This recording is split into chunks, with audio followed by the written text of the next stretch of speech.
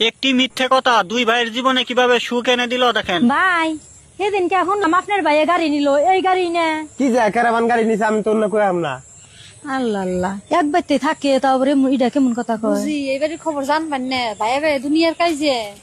এই গাড়ি আমার ছাড়া আর মুসুনা মানুষ নাই, একবার অসহ্য গেছি। ভাই এই গাড়ি যে কিনলেন একলাই কিনলেন না দুই ভাইয়ে মিলা কিনলেন? ওই আমার ভাইয়ের কথা কইতেছেন, ওই ওই ওই গাড়ি কিনার বউ, ওর গাড়ি কেনার রকাত আছে। ও আজারে বাজারে ঘুরে কোনে কি করে তার নাই খবর, ওই সে দুনিয়ার ফালতু। আপনার ভাইয়ে আপনার কথা কত ভালো কইলো, আর আপনার ভাইয়ের বিষয়ে আপনি এত খারাপ করে কইতাছেন কে? আমার বিষয়ে কি ভালো হলো?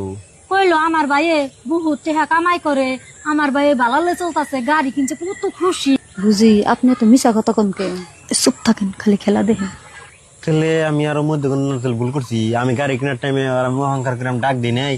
হ আপনি তো খারাপই করছেন, বাইরে ডাক দেন না চলতো। আপনার ভাই আপনার মেলা মোহব্বত করে। ভাই একটা কথা কই, খারাপ পেয়েন না।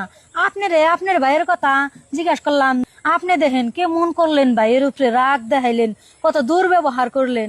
আর আপনার ভাইয়ের কাছে যাইয়া জিজ্ঞাসা করছি আপনার কথা, কি সুন্দর ভালো কইলো। আপনার নিগে যা দেহন গেল তার কথা হিসেবে মেলা মোহব্বত, বুঝছেন কি?